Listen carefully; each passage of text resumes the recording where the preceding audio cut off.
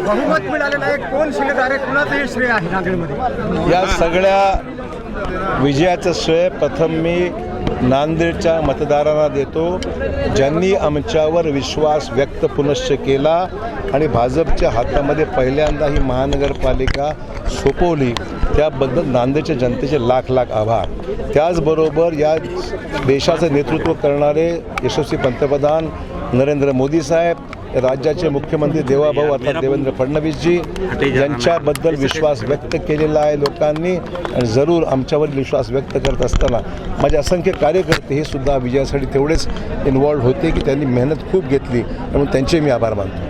साहेब, युतीसाठी तुम्ही शिवसेनेला 8 ते 10 जागा देऊ केल्या होत्या, पण त्यांनी युती केली नाही आणि आता तितक्या तुम्ही देऊ केल्या तितक्या जागा आल्या, फक्त 4 आल्या. काय म्हणताय? युतीसाठी जागा देणार होता तितक्या जागा आलेल्या तितक्या जागा आल्या नाहीत म्हणून, त्यापेक्षा निम्मे आल्या, पण त्यांनी युती. आम्ही तर त्यांना सांगितलं होतं, ज्यावेळेस त्यांची चर्चा आमच्याशी सुरू होती त्यावेळेस DP सावंत होते, राजूरकर होते, आमचे चैतन्य बापू होते. आम्ही त्यांना सांगितलं होतं की मी 8 ते 10 जागा तुम्हाला निश्चित देऊ. ते करत असताना बरीच कसरत होती, परंतु आमच्या कार्यकर्त्यांना थोडंसं बाजूला सारूनसुद्धा आम्ही द्यायला तयार होतो, पण त्यांनी आमचं ऐकलं नाही दुर्दैवाने. ठीक आहे, परंतु आपण पाहिलं युती झाली असती तर कदाचित त्यांनाही त्रास झाला नसता. युती न होण्यामागे कोणाचं काही हेतू होता मला सांगणं कठीण आहे, त्यांचा अंतर्गत प्रश्न आहे, परंतु आम्ही स्पष्ट आमची भूमिका होती, आम्ही त्यांना सोबत घ्यायची तयारी होती. कल्याणकरांचं म्हणणं असं होतं की मी 4.5 कोटी रुपये खर्च केले आणि फक्त त्याच्या 3 जागा आल्या, म्हणजे 2.25 कोटीला 1 जागा पडली त्यांना. काम करणं कशासाठी? ते निधी खर्च केला ते म्हणतात. निधी म्हणजे यशासाठी खर्च केला? नाही, मी त्यांचं म्हणणं असं नाही, पण त्यांचं म्हणणं असं होतं की मी निधी खूप खर्च केला, विकास कामं केली, त्यामुळे मी स्वतः लढतो, माझ्या खूप जागा असं आहे की आम्ही सुद्धा या जिल्ह्याचं आज नाही तर गेल्या 40 वर्षापासून या जिल्ह्याचं नेतृत्व करतो. राज्याचं मी नेतृत्व केलेलं आहे, जिल्ह्यातलं सुद्धा विकासाच्या कामाला आम्ही लोकांनी काम केलेलं आहे. परंतु निवडणूक हा वेगळाच विषय आहे.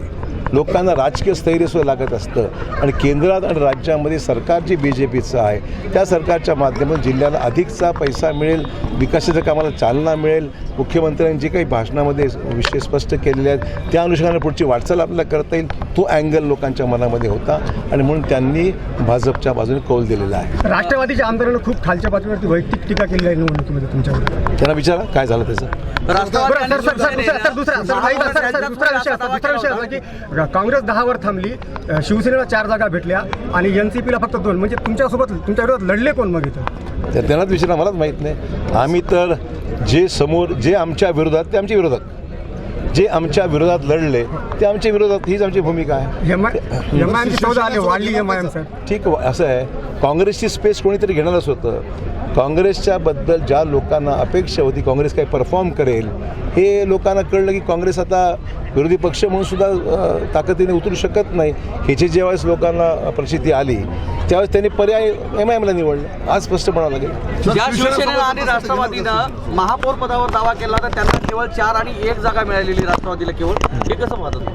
नाही, असं आहे की दावा करणं सोपं आहे, पण दावा करण्यात आपण विसरतो की तेवढं संख्याबळ आपल्याकडे आलं पाहिजे. आज आम्ही कधीही दावा कुठलाही अगोदर केलेला नाही, पण आज आमचं बहुमत असल्यामुळे निश्चित आमचा दावा राहणार आहे, कारण महापौर आमचाच झाला पाहिजे हीच आमची भूमिका आहे आणि त्यासाठी आमच्याकडे संख्याबळ आहे. आज जिल्हा परिषदेचं काय लक्ष असेल?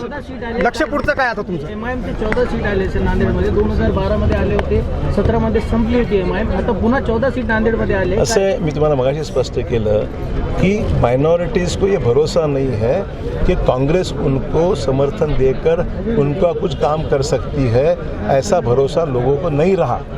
इसीलिए ने जो कांग्रेस की स्पेस थी वो MIM ने ले ली और जो लगा था कि राष्ट्रवादी लेगी स्पेस, वो कुछ हुआ नहीं. राष्ट्रवादी को वोट नहीं मिले, वरना एक ही जगह जो आती है बड़ी मुश्किल से वो भी नहीं आती थी. तो लोगों को जो स्पेस दिखी उन्होंने पसंद किया MIM को. पुन्हा एकदा नांदेडमध्ये आलेले आहे ते भाजपाला सपोर्टिव्ह आहे की भाजपा? नाही, भाजपा MIMला सपोर्ट करणं किंवा MIMचा सपोर्ट घेण्याचा प्रश्नच उद्भवत नाही. ते विरोधी पक्षात बसणार आहेत, त्यांच्या जागा त्यांना विचारा, मला माहित नाही. साहेब, जिल्हा परिषद जिल्हा परिषद नक्कीच आम्ही पूर्ण ताकदीने लढवू आणि जिल्हा परिषद भाजपच्या ताब्यात येईल याकरता पूर्ण ताकदीने आमचे नेते कार्यकर्ते सर्व कामाला लागतील. 2 आघाड्या थांबल्या होत्या, 18 मध्ये 7 मध्ये दोन्ही पडल्या, शहर विकास आघाडी आणि ठीक आहे, त्यांनी प्रयत्न केला त्या ठिकाणी आणि काँग्रेसने त्यांना जवळ केलं नाही म्हणून त्यांनी स्वतःच चुकव ते भाजपकडे यायचा प्रश्नच नव्हता. त्यांना आघाडी त्यांनी फक्त जर काँग्रेसने त्यांना तिकीट दिले असते कधी काँग्रेसमध्ये गेले असते ते, पण काँग्रेसने नाकारलं मग त्यांना आघाडी उभा करावी लागली पण यश आलं नाही त्यांना.